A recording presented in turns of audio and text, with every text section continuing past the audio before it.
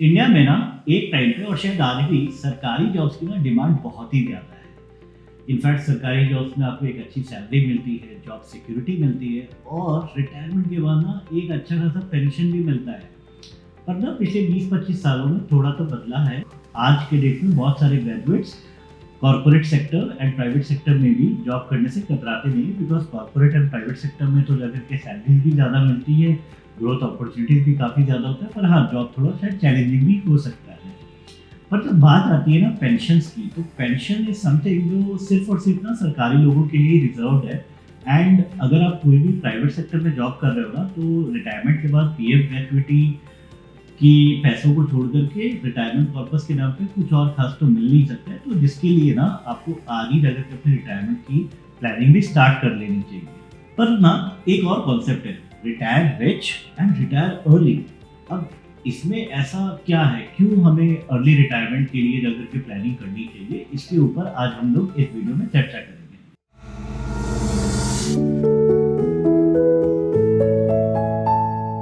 StatPro Money, your wealth accelerator. देखिए retirement के बाद ना अगर कोई भी आज 60 की एज में रिटायर करता है, तो उसे पीएफ एंड ग्रेचुइटी का तो अच्छा खासा अगर के कॉर्पस मिल जाता है,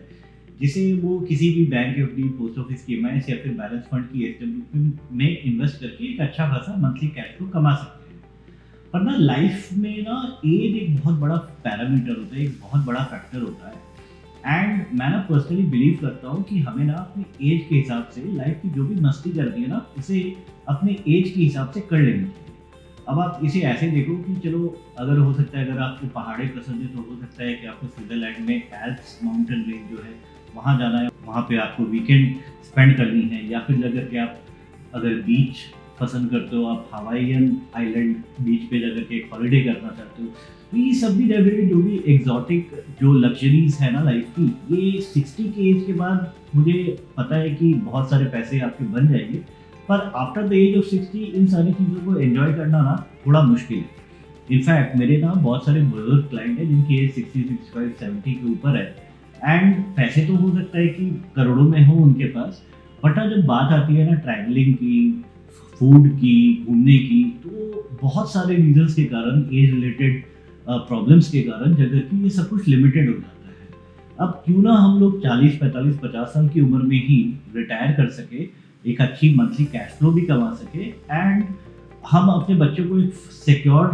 फ्यूचर भी प्रोवाइड कर सके, जिसके लिए हम लोग अपनी लाइफ को एंजॉय भी कर सके। इनफैक्ट अगर के जॉब्स की बात की जाए ना, तो जब बच्चों की छुट्टियां होती है तो बहुत लोगों को अगर के छुट्टियों पर जाने का मन तो करता है, बट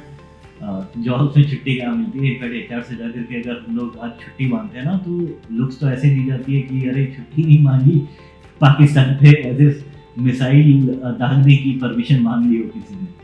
तो इसीलिए ज़रूरी है कि हम लोग जाकर के ना कुछ ऐसी प्लानिंग करें अपने रिटायरमेंट के लिए, जो बहुत ही स्मॉल स्टेप्स में हम लोग कर सकते हैं, जिससे जाकर के हम लोग एक monthly fixed cash flow generate कर सकते हैं,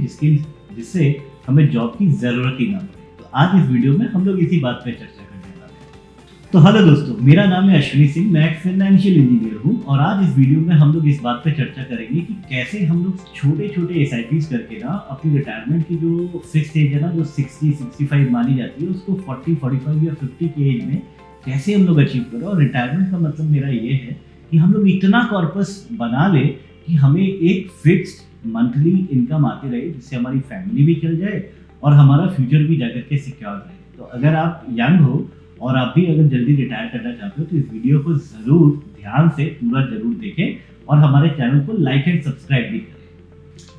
तो अगर दोस्तों आप भी मेरे बात से सहमत हो और एक अर्ली रिटायरमेंट लेना चाहते हो, जिससे जाकर के आप अपने फैमिली को ज़्यादा टाइम दे सको, वर्ल्ड टूर कर सको, या फिर अपनी खुद की स्टार्टअप या बिजनेस स्टार्ट कर सको, but at the same time financial security भी चाहते हो, ताकि आपको एक फिक्स मंथली कैश फ्लो आते रहे, तो आज इस वीडियो में हम लोग यही प्लान करेंगे, इसी बात पर चर्चा करेंगे कि किस प्रकार से रिटायरमेंट फंड्स में आप इन्वेस्ट करके ना अपनी रिटायरमेंट को प्रीपोन कर सकते हो, यानी 10, 15, 20 साल पहले आप रिटायर भी कर सकते हो, एंड आपकी मंथली कैश फ्लो भी गारंटेड रहती है। अब इसमें ना दो इंपॉर्टेंट पैरामीटर्स है। पहला कि अगर कि पोस्ट रिटायरमेंट आपको कैश फ्लो कितना चाहिए, यानी मंथली इनकम कितनी चाहिए, एंड दूसरा कि आप अपनी रिटायरमेंट कितने दिनों के अंदर प्लान करना चाहते हो, चाहे वो 10 साल हो, 15 साल हो या 20 साल हो। तो अलग अलग लोगों के अलग अलग एज के हिसाब से ये नंबर चेंज हो जाएगा। बट आज हम लोग कुछ एक सिंपल एग्जाम्पल से ये समझने की कोशिश करते हैं कि कैसे म्यूचुअल फंड्स में एसआईपी करके ना हम लोग अपनी रिटायरमेंट को बहुत प्रीपोन भी कर सकते हैं। और अगर हम लोग प्रीपोन ना भी करें ना, तो रिटायरमेंट अगर 60 की एज में भी हो तो हम लोग आज कितना इन्वेस्ट करें ताकि जो अगर कि रिटायरमेंट के बाद ना हमें 1 लाख रुपए पर मंथ की फिक्स मंथली इनकम आ जाए। तो आज इस वीडियो में हम लोग इसी पे चर्चा करेंगे। तो चलिए, हम लोगों ने मान लिया कि हमारा जाकर के मंथली फिक्स टारगेट रहेगा 1 लाख रुपए पर मंथ की। तो 1 लाख रुपए पर मंथ की हमें जाकर के कितने की एसआईपी करनी होगी। तो अगर आप अपने स्क्रीन को देखते हो अभी, तो आप देख सकते हो कि अगर आपको ना अगले 10 साल में 1 करोड़ रुपए अगर एक्यूमुलेट करना है, तो आपको ना फंड्स में आप 14% की हम लोगों ने रिटर्न एज्यूम की है, जो रिटायरमेंट एंड बैलेंस फंड्स में या फिर लार्ज कैप डाइवर्सिफाइड फंड्स में काफ़ी कॉमन बात है। तो अगर मुझे ना सिर्फ 10 साल का ही टाइम है, ठीक है, और मुझे 1 करोड़ का कॉर्पस जमा करना है, तो मुझे करीब करीब 38,000 रुपीज़ की एसआईपी करनी पड़ जाएगी। और अगर मेरे पास ना 20 साल का टाइम है, यानी अगर मैं अपनी अर्ली 20 या 30s में हूँ एंड मैं रिटायरमेंट का 20 साल के अंदर सोच रहा हूँ ना, तो अगर मैं सिर्फ 7,500 रुपये भी जाकर के इन्वेस्ट करूँ ना मंथली, तो जाकर के 20 साल में 1 करोड़ रुपये बन जाएंगे। और 1 करोड़ रुपये पे अगर मैं इन पैसों को वापस एक बैलेंस फंड में इन्वेस्ट करूँ, जिससे मैं मंथली 1% का एसडब्ल्यूपी करूँ, क्योंकि बैलेंस फंड 12-13% का रिटर्न देते हैं ना, तो अगर मैं सालाना 12% पे विड्रॉ करता हूँ तो मेरा कॉर्पस तो इंटैक्ट रहा और मुझे प्रत्येक महीने 1% के आसपास का मैं एसडब्ल्यूपी निकाल सकता हूँ। तो अगर मुझे 1 लाख रुपये पर मंथ चाहिए ना, तो मुझे इसीलिए अगर कि 1 करोड़ की कॉर्पस बिल्डअप करने पे फोकस करना है। तो अगर मेरा टारगेट है 20 साल बाद का, तो मुझे 7,500 रुपीज़ पर मंथ इन्वेस्ट करनी पड़ रही है। पर वहीं पे अगर मेरा टाइम हॉराइजन थोड़ा कम हो जाता है, यानी 15 ईयर्स, तो जैसा कि हमने प्रीवियस वीडियोस में आपने देखा ही होगा कि आपको जाकर के रन रेट आपका बढ़ाना पड़ेगा। तो 7,500 रुपये की जगह आपको 15 साल में ही अगर 1 करोड़ चाहिए, तो आपकी एसआईपी रिक्वायरमेंट करीब करीब 16,000 रुपये के आसपास आ जाती है। एंड सिर्फ 10 साल में अगर करना है तो 38,000 पर मंथ हो जाता है। पर अगर आपने हमारी पिछली वीडियोस को, सारी वीडियोस को अगर आपने देखा है, तो हमने एक और फैसिलिटी के बारे में आपको बताया था, जिसे कहते हैं step up SIP. Step up SIP क्या होता है? स्टेप अप एसआईपी में प्रत्येक साल एक फिक्स परसेंटेज से आपकी एसआईपी अमाउंट को बढ़ा दी जाती है। बिकॉज जैसे जैसे आपकी सैलरी बढ़ती है, आप अपने करियर में प्रमोट होते जाते हो, तो आपका इन्वेस्टमेंट की कैपेसिटी भी बढ़ जाती है। तो अगर मैं सिर्फ 12% की भी एनुअल स्टेप अप एसआईपी की बात करूँ ना, तो आज अगर आप सिर्फ 3,500 रुपये भी अगर आप इन्वेस्टमेंट करना स्टार्ट करते हो ना एसआईपी के थ्रू, एंड इसको प्रत्येक साल 12% करके अगर आप बढ़ाने का डिसीजन लेते हो, तो 20 साल में बन जाएंगे आपके 1 करोड़ रुपये। अगर 15 साल की बात की जाए, तो आज सिर्फ 9,000 रुपये के आसपास से भी अगर आप अपनी एसआईपी की शुरुआत करते हो ना, तो अगले 15 साल में 9,000 रुपये को प्रत्येक साल 12% के हिसाब से अगर आप अपनी एसआईपी रिक्वायरमेंट इंक्रीज करते हो, तो बन जाएंगे 1 करोड़ रुपये। 10 साल में अगर आपको 1 करोड़ बनाने हैं, तो आपको करीब करीब लेकिन 25,000 रुपये इन्वेस्ट करना पड़ेगा, और इसे भी प्रत्येक साल 12% बढ़ाना होगा। अगर मैं स्टेप अप की जो रिक्वायरमेंट है ना, वो ऐसा नहीं है कि 12% ही आप कर सकते हो, आप 20% भी कर सकते हो, 50% भी कर सकते हो, पर इतना ज़्यादा करना सबके लिए पॉसिबल नहीं होगा, प्रैक्टिकल नहीं होगा। तो अगर आपको 10 साल के अंदर करना है, और अगर आप 20% करके प्रत्येक साल अपनी एसआईपी रिक्वायरमेंट बढ़ा सकते हो, यानी आज अगर मैं 20,000 कर रहा हूँ, तो अगले साल 25,000, अगले साल 32,000, 20% पर ईयर अगर मैं बढ़ा सकता हूँ ना, तो 10 साल में अगर आपको 1 करोड़ बनाने हैं, तो आप सिर्फ 18,000 रुपये की एसआईपी करो और प्रत्येक साल 20% अपनी एसआईपी को बढ़ाते रहो, 10 साल में भी बन सकते हैं आपके 1 करोड़। एंड वंस एक बार जाकर के आपका कॉर्पस बन गया ना, तो आप इजीली प्रत्येक महीने 1% की ऑन एन एवरेज एसडब्ल्यूपी के थ्रू अपनी मंथली कैश फ्लो कर सकते हो। अब ये तो था 1 करोड़ के हिसाब से कैलकुलेशन। अगर आपको लगता है कि नहीं, आपको 2 करोड़ चाहिए, 3 करोड़ चाहिए, 5 करोड़ चाहिए, तो ये जो एसआईपी की जो नंबर्स है ना, उसको अकॉर्डिंगली आप मल्टीप्लाई कर दो। यानी अगर आपको 15 साल में आपको 1 करोड़ रुपए बनाने हैं और 1 लाख रुपए का आपको मंथली कैश फ्लो चाहिए, तो 9,000 रुपए की आपकी एसआईपी रिक्वायरमेंट आई थी। वहीं पे अगर आपको 9,000 को आपको प्रत्येक साल 12% के हिसाब से स्टेप अप भी करना है। वहीं पे अगर आपकी सैलरीज आज के डेट में ज़्यादा है और आप ज़्यादा एसआईपी कर सकते हो, तो आप जाकर के अगर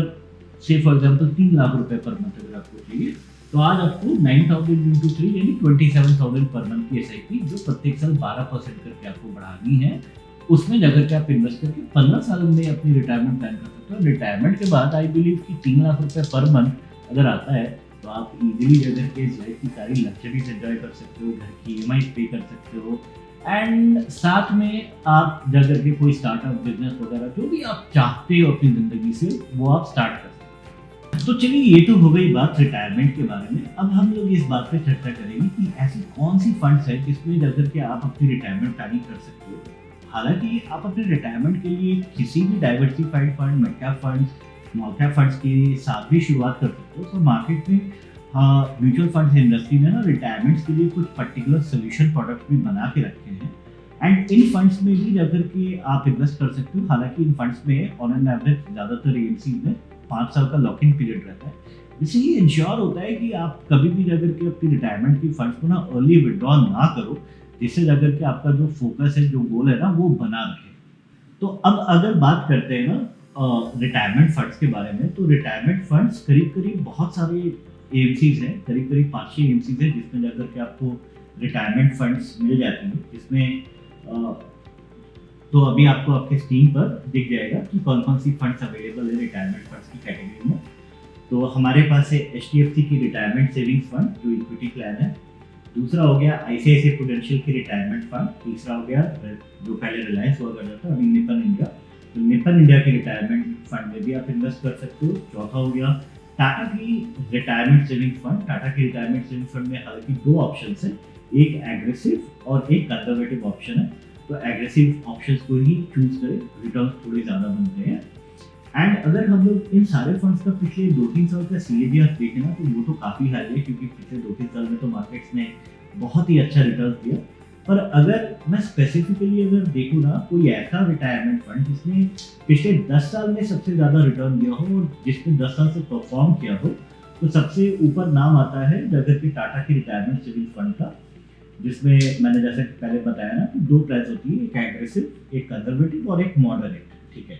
तो आपको एग्रेसिव एंड मॉडरेट की रिटर्न्स अभी आपको स्क्रीन पे दिखेगी, जहाँ पे पिछले 10 साल में करीब करीब 14% के आसपास का रिटर्न्स था, एंड पिछले 3 साल का भी अगर आप देखते हो ना, तो 17-18% की रिटर्न जनरेट की है। लास्ट 1 साल में भी इन फंड्स ने करीब करीब 11% का रिटर्न जनरेट किया है। हालांकि ये स्पॉन्सर्ड वीडियो नहीं है, तो आप टाटा की रिटायरमेंट सेविंग फंड को छोड़ करके यूटीआई की भी रिटायरमेंट फंड में इन्वेस्ट कर सकते हो। पर यूटीआई की रिटायरमेंट जो पेंशन फंड है वो थोड़ी कंजर्वेटिव फंड है, तो थोड़े रिटर्न्स आपको कम दिखेंगे। और अगर आपकी इन्वेस्टमेंट थोड़ी कम है, अगर आप स्मॉलर एसआईपीज कर रहे हो, तो मेरा यही एडवाइस रहेगा कि आप एचडीएफसी, आईसीआईसीआई, निपन और टाटा की रिटायरमेंट सेविंग फंड में किसी भी फंड में आप इन्वेस्ट कर सकते हो। एक और इम्पोर्टेंट पैरामीटर जिसे मैं कंसिडर करता हूँ वो है फंड की एयूएम। तो क्योंकि रिटायरमेंट फंड्स ज़्यादा मार्केट में फेमस नहीं है, तो इसमें इसीलिए आप देखोगे कि एयूएम भी काफ़ी कम है, 1200, 1300, 1500, 2-3 हज़ार करोड़ की ही ऑन एन एवरेज। अगर एवरेज की बात की जाए तो 2000 करोड़ की ही एवरेज एयूएम है। तो फंड को मैनेज करना भी आसान है, एंड फंड ने जगह पे बहुत अच्छा पास्ट में रिटर्न भी रेगुलर बेसिस पे जनरेट किया है। तो आपको मेरा यही सलाह रहेगा कि अगर आप भी अपनी लाइफ में जल्दी रिटायरमेंट लेना चाहते हो, या फिर अगर जल्दी नहीं भी करनी है, अगर आपको 60 की एज में भी रिटायरमेंट चाहिए, तो इसके लिए आज से ही रिटायरमेंट फंड्स में इन्वेस्ट करना स्टार्ट करें। अगर जगह के एसआईपी की रिक्वायरमेंट ज़्यादा है और इतना रन रेट आप मेंटेन नहीं कर पाओगे, तो आप जगह के छोटे एसआईपीज के साथ स्टार्ट करिए। इसको जगह के प्रत्येक साल जैसे जैसे आपकी सैलरी बढ़ती है, आप अपने एसआईपी को इंक्रीज करिए, एंड इंश्योर करिए ना कि आपको आपके रिटायरमेंट के बाद एटलीस्ट महीने के 1 लाख, 2 लाख या 5 लाख रुपए भी अगर आप चाहो तो आप अचीव कर पाओ। इनफैक्ट बिजनेस मैन के लिए मेरा ये एडवाइस रहेगा कि आप इस एसआईपी को डेली बेसिस पे भी कर सकते हो, जिससे दिन के 500-1000 रुपए के साथ भी जैसे कि आपको ना रिटायरमेंट के बाद प्रत्येक महीने 2-3 लाख रुपए आप इजीली निकाल सकते हो। एंड अगर आप भी अपने पर्सनल अकाउंट के लिए, अपने पर्सनल इन्वेस्टमेंट के लिए ये सलाह चाहते हो और आप मेरे साथ कंसल्ट भी करना चाहते हो कि आपको आपके रिटायरमेंट के लिए एक्चुअली कितने पैसों की ज़रूरत पड़ेगी, बिकॉज एक इन्फ्लेशन नाम की चिड़िया भी तो होती है ना, क्योंकि आज जो 2 करोड़ है 20 साल बाद वो 2 करोड़ की वैल्यू भी तो थोड़ी कम हो जाएगी। तो आपको आपकी एज के हिसाब से, आपकी सैलरी के हिसाब से कितना एसआईपी करना चाहिए, किस पर्टिकुलर फंड में करना चाहिए, और इस पर अगर आपको डिटेल्ड कंसल्टेशन चाहिए तो आप नीचे दिए गए नंबर पे संपर्क करें और मेरे साथ कंसल्ट करें। और मैं कोशिश करूँगा कि आपको आपकी बजट के अंदर, बजट यानी मैं डिस्काउंट तो देता हूँ पर उसके बदले में इधर आपको लमसम इन्वेस्टमेंट करना पड़ेगा या फिर स्टेप अप एसआईपी करना पड़ेगा, जिससे जाकर के आप जो भी टाइम फ्रेम में आप अपनी रिटायरमेंट की और जो भी कॉर्पस बनाने चाहते हो वो मैं इंश्योर करूंगा कि आप उसको इजीली प्लान आउट कर पाए। एंड साथ ही साथ आप आज ही डाउनलोड करें स्टेप्रो मनी की ऐप।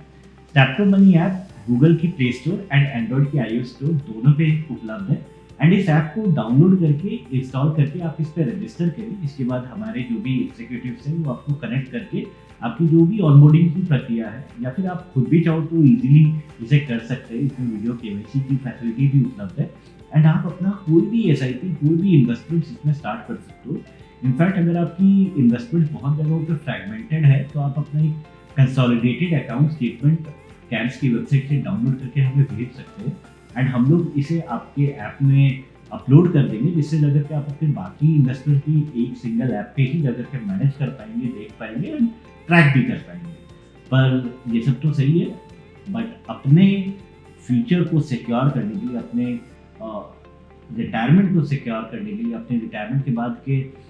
कैश फ्लो को सिक्योर करने के लिए आज ही डिसीजन लें कि आपको अपने रिटायरमेंट के लिए भी कुछ अलग से एसआईपीज करनी है। इन सारे रिकमेंडेड फंड्स में से कोई एक दो फंड्स में जाकर के आप अपनी एसआईपी करना शुरू करें। एंड अगर आपको, जैसा मैंने बताया पहले भी, अगर आप मेरे साथ भी कंसल्ट करना चाहते हो तो आप वो भी कर सकते हो बहुत ही इजीली नीचे दिए गए नंबर पर संपर्क करके।